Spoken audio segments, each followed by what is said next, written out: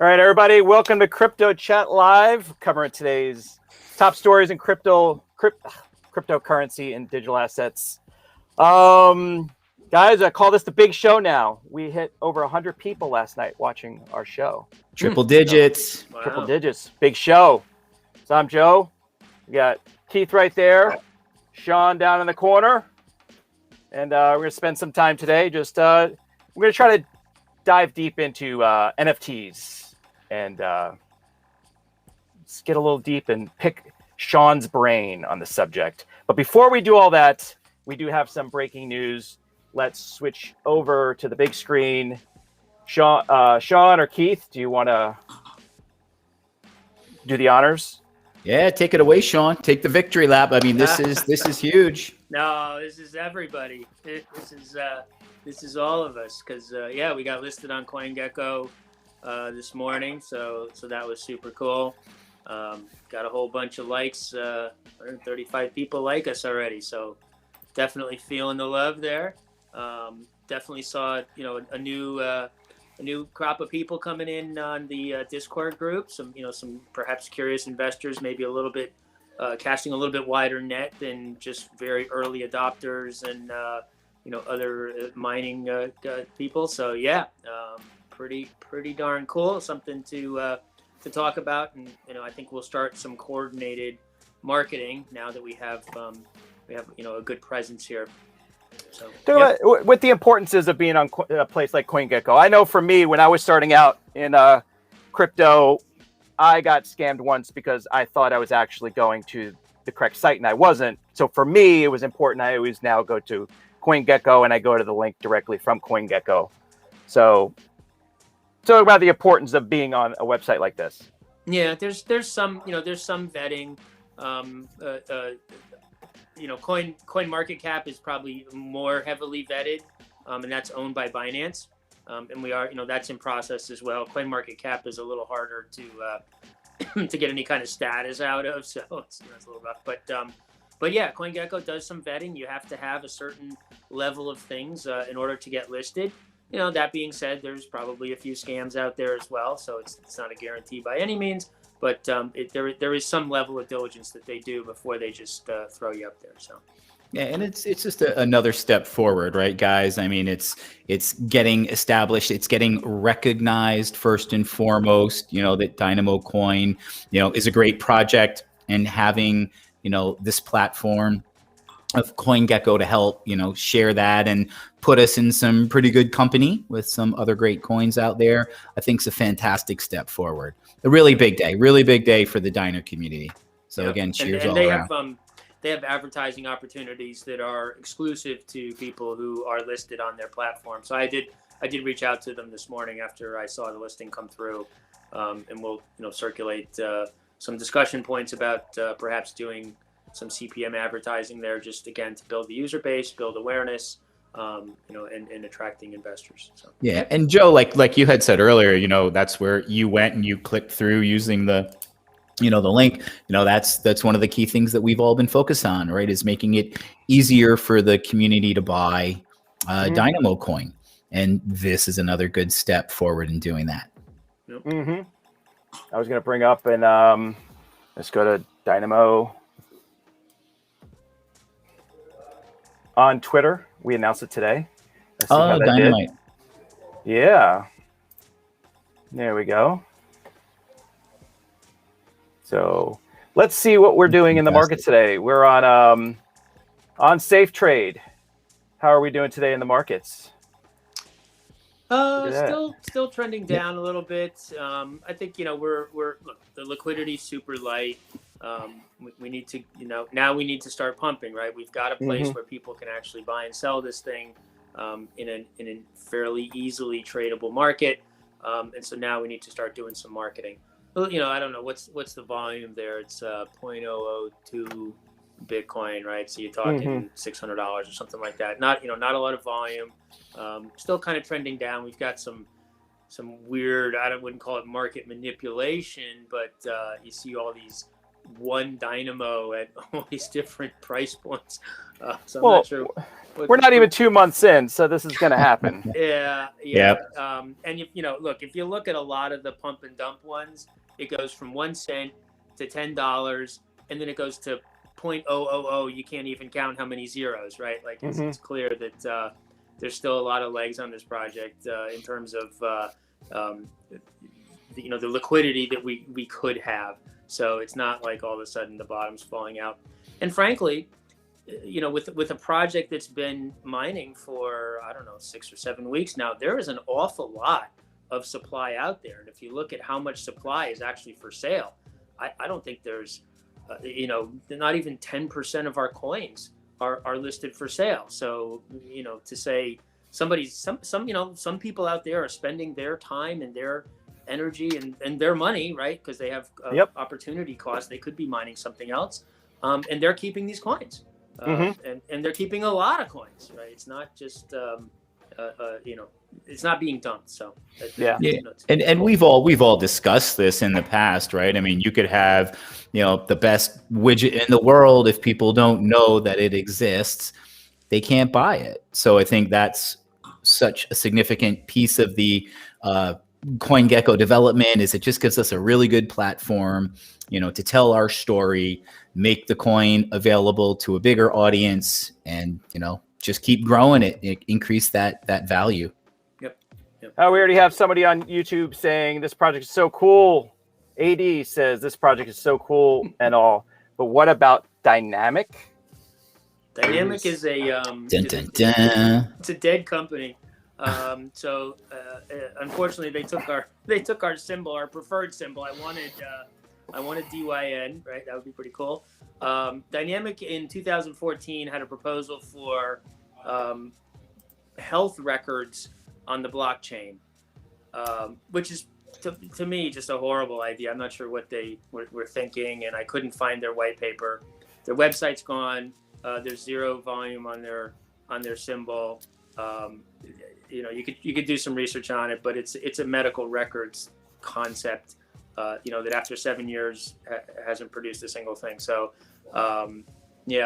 unfortunately, there's this is the dawn of crypto, right? And everybody's staking a claim to crypto land, and unfortunately, when you're trying to register a domain name and everything else is taken, you do the best you can. So, but we still got to remind ourselves it's only a month and a half in. So, unfortunately, Dynamic is out there but dead.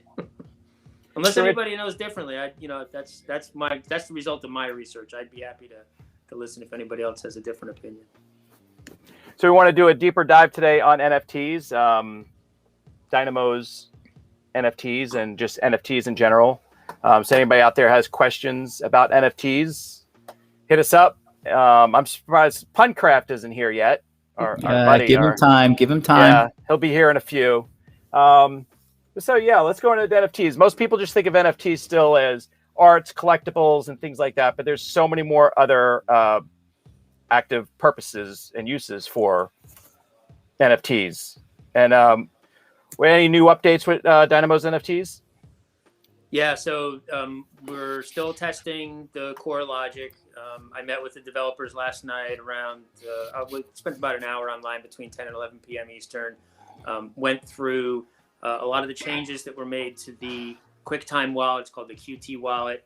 And then we've reviewed several JavaScript libraries because we're working on a Chrome plugin similar to like MetaMask or Trust Wallet. So, so put me in the side. Yeah, I switched you up. That was me. Get in the corner.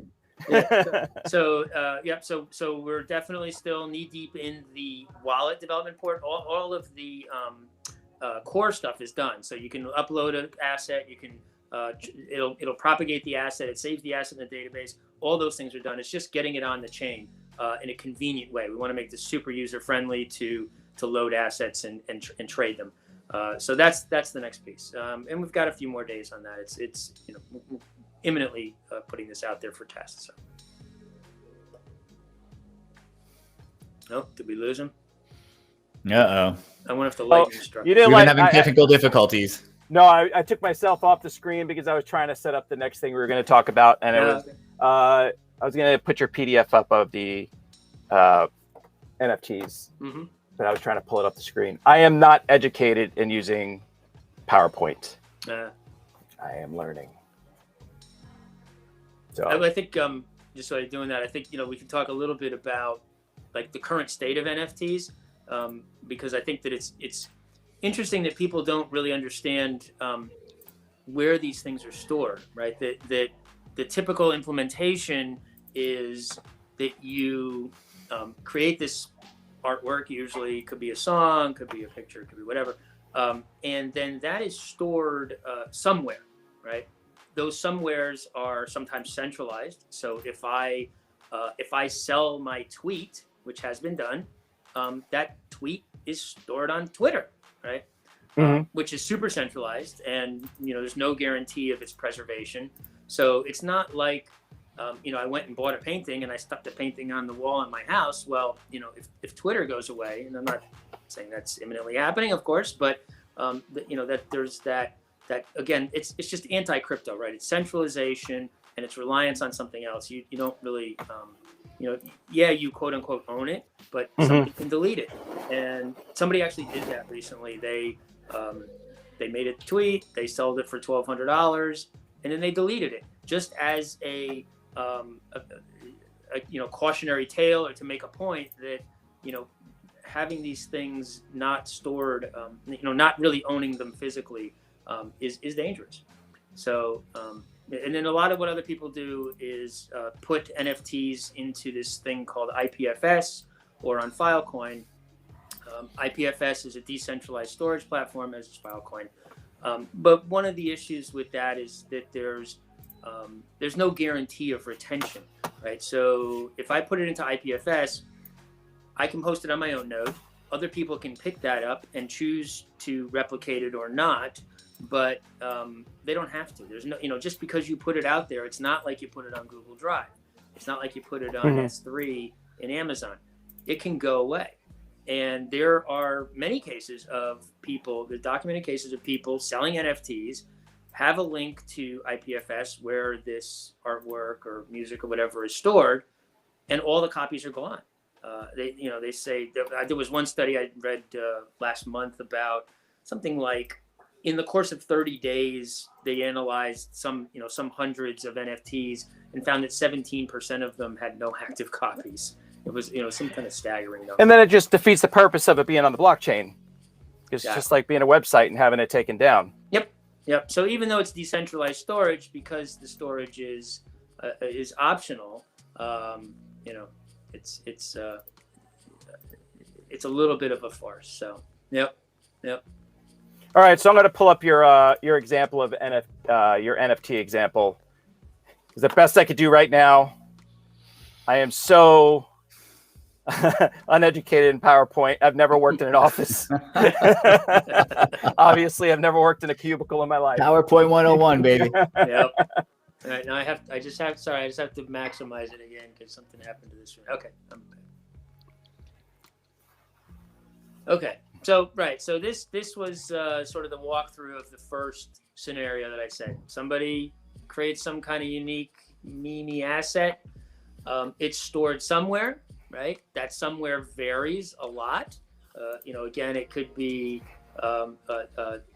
Twitter, it could be S3, it could be whatever. But either one of two things. One is there's no guaranteed storage, or two is it's centralized. Both of which are sort of the antithesis of what blockchain is supposed to be about. Blockchain is supposed to be immutable, right? I can't change what that thing is, and blockchain is supposed to be decentralized. So that somewhere piece is the major missing link. Then you get a hash. You get some kind of link, some kind of hash. You mine that hash into some blockchain. So on the Ethereum blockchain, I create a smart contract, and I stick that hash into that smart contract, and then I go off to Sotheby's and make $69.3 million from my baby Doge, right? Cha-ching. So this piece, it just has a lot of breaks in the links, And it's not, you know, it's sort of the whole anti-crypto. It's not immutable. People can change the underlying asset, and it's not decentralized. So but that's, you know, that's the state as it is today for the most part. And again, I'd be welcome to hear anybody you know, that has a different opinion. This is what my observation has been of all the technologies that I've reviewed so far. I do think that there's a couple of people out there trying to solve this. You know, Conflux is one of those guys. Eternity is another one that's working on these issues, but nothing's out there right now. You got a comment here that says, as a Chia refugee, I'm so happy to have another use for the hard drives. Thank you, Sean. Mm-hmm. And Puncraft is on. Our favorite. Bar, no less. At the bar, Yes. doing it right, Puncraft, doing it right. Hello, Puncraft. We have 88 wants to know when Sean's going on SNL. Oh dear, I am not Yeah. photogenic. I have no business like being on any of these things on video. By the way. Come on, man. Pete Davidson left. I think there's the opening, Sean. Oh my gosh. Someone said they dug Puncraft out of the bar. All Stefan right. Tesla. Pun is here. Mhm. All right, so Wonderful. let's talk about the active uses that we're looking into at Dynamo, because a lot of people are still just talking about, you know, as we were talking about, the same arts and collectibles. So why don't you hit up the next slide, and I'll talk about what, you know, after me observing, you know, all these things, I came up with what I think is a pretty unique solution, and it incorporates all the things that are sort of missing from today's paradigm.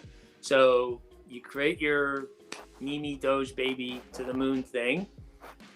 You upload it to the Dynamo chain directly. So that thing is actually stored in the full nodes on the chain. So that asset is actually mined into the chain. By doing that, it becomes immutable, right? So you cannot possibly change the asset. You can't, you know, and somebody did a funny thing where they were selling a whole bunch of different photos of like sunsets and stuff like that on Rarible.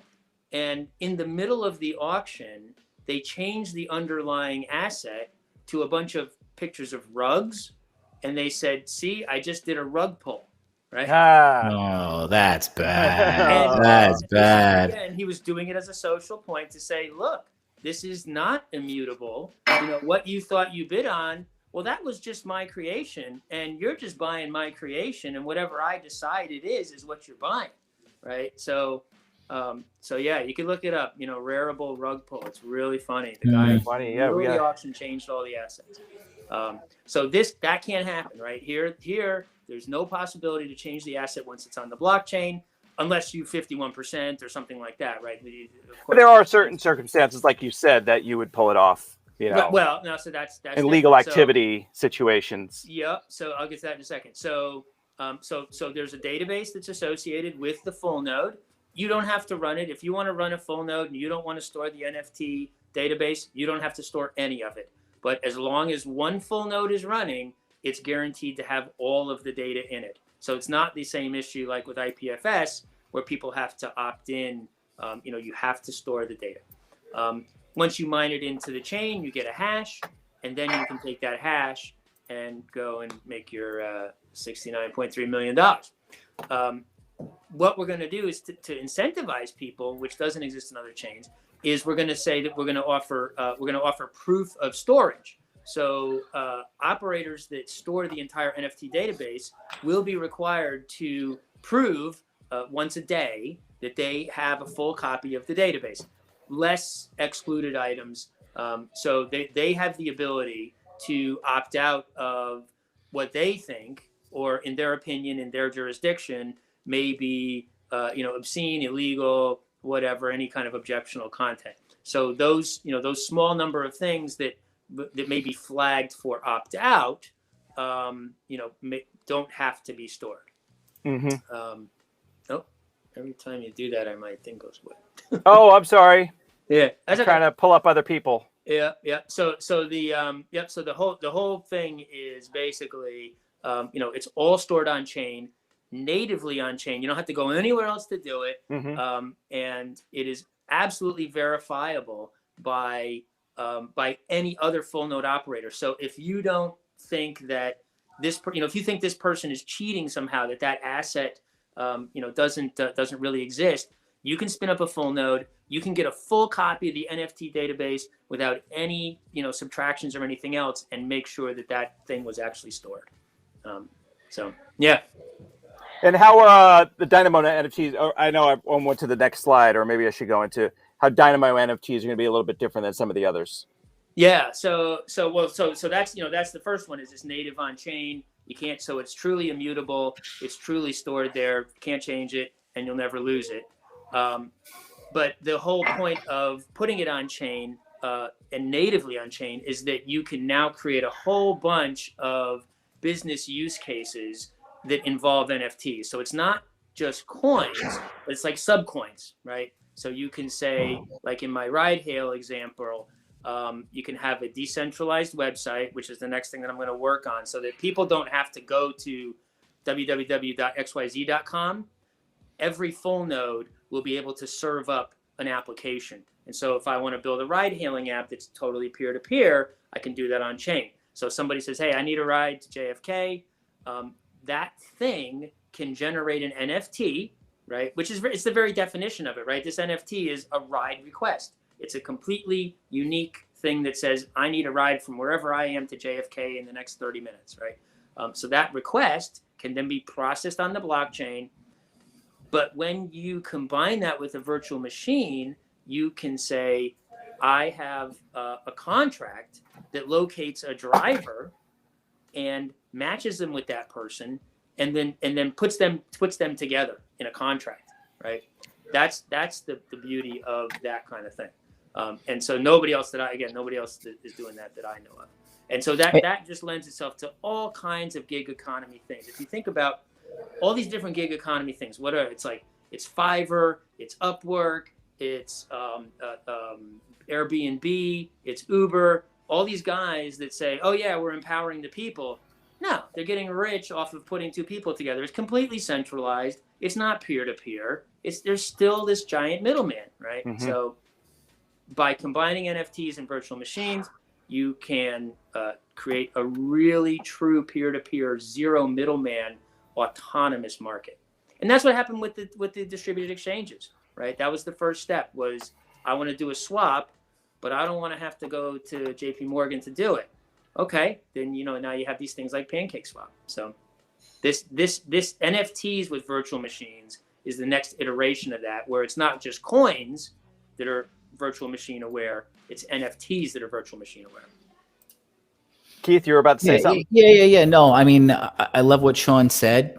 And that's probably the most exciting thing about DynamoCoin, because really it's the democratization of it. We all hear NFT, and what's the first thing anybody thinks of, right? $60 million works of art, all that. And there is indeed a place in the world for that. But, the commercialization and the democratization of NFTs, again, using Sean's example, a purchase order or an invoice or, any other document that's unique and one of a kind and non-fungible is technically by definition an NFT. And Dynamo is looking to kind of bring that experience down to, the everyday world, right? Peer-to-peer. I love the gig economy because I think that's just such a phenomenal industry and opportunity to do some real good using NFTs. But I love that facet of it. And I kind of want to keep spreading that message, that NFTs are so much more than just, one of a kind Sotheby's artwork. Yep. And talking about that, here's I found the story that Sean was talking about.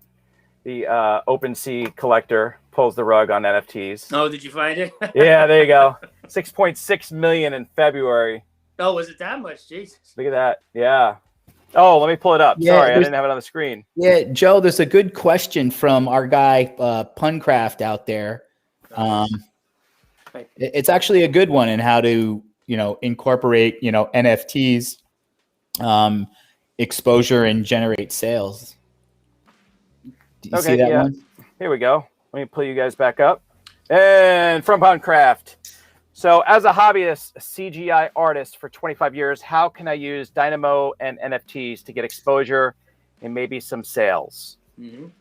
So the whole point again of Dynamo NFT contract awareness is that you can create a completely autonomous, decentralized NFT marketplace. You don't need a website. You don't need to go to Rarible. You don't need to go to Sotheby's. You don't need to go to anybody. We can build that right into the wallet with zero middleman. And then, we can do cool things like have advertising, right? So you can use your Dynamo coins to promote your listing if that's what we want to do within the ecosystem, right? The community can decide how to promote that, of course, but that's again, that combination of having everything on chain and having a virtual machine allows you to create a completely decentralized marketplace. So once we have things like that, you can upload stuff and put it for sale, and create voting or ranking or any one of those kind of things. So I, for one, want to encourage pun. Yeah, somebody said, don't encourage pun. I'm going to do it. I'm going to do it right here, right now. And we're right now, live he's our streaming. number one. He's our number one. So when pun gets the CGI art chosen and selected, that is so, you heard it here, folks, first, so going on the Dynamo NFT marketplace. And I, for one, am going to bid. So you got your first bid, pun, and it isn't even listed yet. That is awesome from Huncraft. It will be an initial Dynamo price for asset creation, and then a small fee for each additional on the main asset chain. No, so a lot of other chains, yeah, good question, have adopted this sort of fixed fee, gatekeeper kind of thing. I don't believe in that at all. I think that you just pay market rate. So just like if you're going to execute a smart contract, or you're going to send coins from somebody else, from one account to another, you just pay the transaction fee, right? There's the chain is not about charging a fee, to use NFTs, other than just paying, basically paying the miners to create the security for the system, or the miners and the stakers in the case when we go hybrid. So yeah, no, additional fees for minting NFTs. When it comes to, we're going to be minting Dynamo NFTs, the best places to go. We're going to have our own platform, correct? It'll be built in. It already is built into the QT wallet. In test, my feeling is that the QT wallet is just too hard to use for general consumption. So I will release that as part of the test. But I really want to have a browser plugin that anybody can use. So you just go to Chrome, you go to the Chrome store, you install the Dynamo wallet, and from there you'll be able to upload NFTs directly from your browser using the Chrome plugin. Yeah. So I just want to make it super simple. Yeah, it has to be, right? If we're trying to make it accessible to all, it really needs to be just that easy. Right now you have to go download the QuickTime wallet. There's a configuration file you have to muck with. You have to synchronize the whole chain. There's just too many technical barriers. So I don't want to go live with that. So that's why we're, like I said, just last night, I've been looking at several different wallets for a while, looking at something we could fork or some library we could use. Found a whole bunch of them. Ed and I had discussed a bunch of different ideas about a week ago, and then again just last night we really went deep dive on a bunch of the different GitHub repos that we might be able to fork. We actually interestingly had someone come into the Dynamo Discord offering their services as a developer, and I that was the first thing I asked him. I said, "Have you ever created a Chrome plugin wallet?" And he said yes, and I said, "Well, show me your GitHub," and then he gave me a copy of MetaMask, and I said, "Well, that's just a copy of MetaMask." So we'll see. I don't know. But if anybody's aware of people that have specialty developing Chrome plugins for Bitcoin-based chains, because MetaMask is Ethereum, so we can't use that. But if anybody has that, that would be super interesting to speak to them. Punkcraft asks, speaking of wallets, is there a plan to be available to multi-coin wallets like MetaMask or Trust? Yeah, I mean, that's exactly what we're building. Yeah. Yep. Another good question. Yeah. Yep. But ours will be limited to Bitcoin-based blockchains to begin with, because it's a fundamental difference, right? So Bitcoin-based ones are what they call UTXO-based, which is unspent transaction outputs. So it's like you have, just imagine your wallet and you have $1 bill and a $5 bill and 2 quarters, right? All of those things are just things you can spend. That's basically the same thing as the way Bitcoin works. It's not like a bank account where you go on to Chase and you say, oh, I got $6.50. It's not like that. It's individual outputs. So you really can't, it's very hard to build wallets that are compatible with both. And frankly, I'm not sure that there would be any value. There's some guys out there like Atomic Swaps and those guys that are already doing those things pretty well. So that would be overlapping. But any Bitcoin-based one we can use. 80 wants to know, how will we get transaction fees high enough to compete with ETH? Well, I don't. I'm trying to figure that. I'm trying to understand that, because that doesn't make sense, because it's higher. ETH yeah, I think higher. we want to keep transaction fees low. Yeah. And how do we keep transaction fees low? Well, you have a fast block emission time, which we do. Ours is comparable to ETH, but you have a bigger block size so that you can have more transactions in each block. And our block size is 5 times the size of Ethereum. So, on average, we're just going to be 20% of the cost of Ethereum. Look, you're never going to compete with Binance, because they are a centralized system. They have 21 stakers that are all approved by the central authority. It's not a decentralized system. You can't compare it. So if you want a decentralized blockchain, there's that trilemma of emission time, block size, and speed. So I think we've struck the right balance. But yeah, we hopefully will be less than Ethereum in terms of fees. That would be my my hope. I'm trying to see what other questions here, because I know we got to go. Sean has to be on another podcast very soon after this. You guys should watch that one too. Is it on? It's live, right? It is live. Blockchain it's in a Discord chat live, and then he republishes it. I already have a full Linux node running. Looking forward to helping host the NFT. That's right, Stefan. All right, Stefan. AD. I think they're all competing with Punkcraft now. Oh, totally. Yeah. Punkcraft just walked into the bar, threw it down, and now everybody's like playing catch up. That's what I like. Everybody's competing to be number one. We're eventually going to take somebody.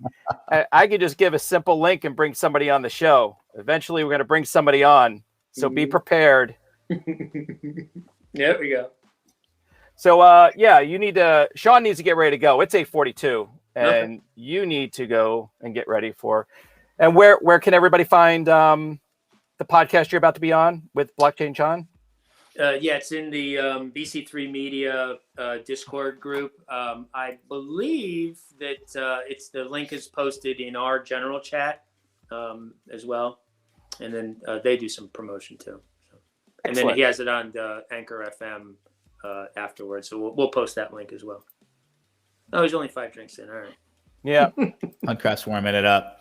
All right, They're gentlemen. having a great time. Go ahead. Great chatting with you, Sean. Have a great podcast. Hey. Punkcraft, keep it real. And the rest of the diner community, we're there for you. Have a great night.